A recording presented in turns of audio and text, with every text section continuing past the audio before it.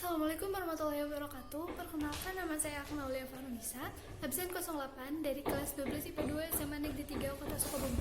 Di sini saya akan menjelaskan tentang sintesis protein. Definisi dari sintesis protein yaitu proses penyusunan asam amino melalui kode gen yang dibuat oleh DNA, yaitu urutan basa nitrogen. Pada sintesis protein terjadi dua proses, yaitu transkripsi dan translasi. Transkripsi dan translasi ini sendiri memiliki tiga tahap yang sama, yaitu inisiasi, elongasi, dan terminasi. Nah, sekarang yang pertama kita akan bahas tentang transkripsi. Transkripsi merupakan penyalinan kode genetik pada DNA yang menghasilkan RNAD atau mRNA. Transkripsi ini sendiri terjadi di nukleus dan melibatkan enzim RNA polimerase. Proses transkripsi ini melalui 3 tahap, yaitu inisiasi, elongasi, dan terminasi.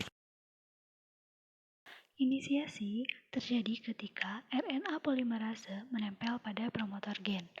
Lalu, RNA polimerase akan membuka untai ganda DNA dan menyusun nukleotida RNA, lalu membentuk RNAD. Elongasi merupakan proses penyusunan nukleotida RNA di sepanjang utas DNA pencetak. Terminasi terjadi ketika RNA polimerase mencapai bagian terminator dari gen. Kemudian, DNA, RNAD, dan RNA polimerase akan memisahkan diri. Setelah proses terminasi, RNAD akan keluar dari nukleus untuk mengalami proses translasi di sitoplasma. Proses kedua dari sintesis protein adalah translasi.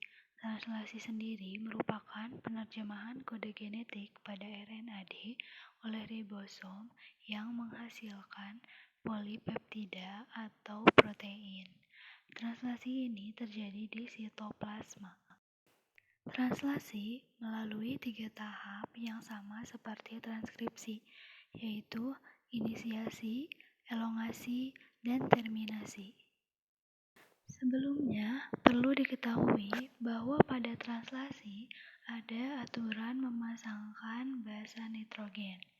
Pada translasi, A pada RNAD berikatan dengan U di tRNA. uRNAD berikatan dengan A, G berikatan dengan C, dan C berikatan dengan G di tRNA. Inisiasi terjadi ketika ribosom subunit kecil terikat pada RNAD. Ketika sudah menemukan kodon AUG, tRNA yang membawa asam amino dan antikodon akan melekat pada mRNA atau RNAD. Setelah tRNA dan mRNA terikat, ribosom subunit besar akan datang dan terikat juga dengan ribosom subunit kecil untuk melengkapi proses inisiasi. Ribosom subunit besar sendiri memiliki 3 daerah, yaitu E, P, dan A.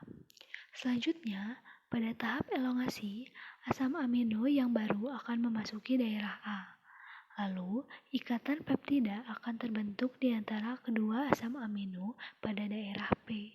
Saat itu, ribosom akan berpindah ke triplet kodon lain sehingga tRNA yang telah melepaskan asam aminonya berada di daerah E dan siap untuk keluar.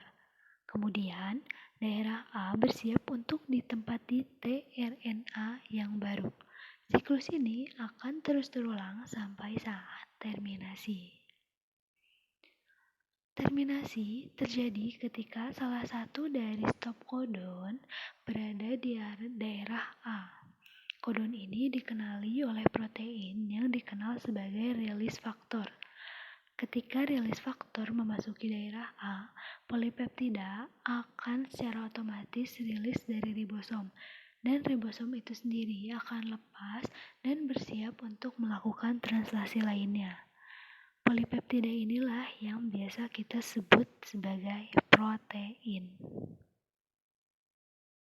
Sekian penjelasan dari saya. Mohon maaf bila ada kekurangan. Wassalamualaikum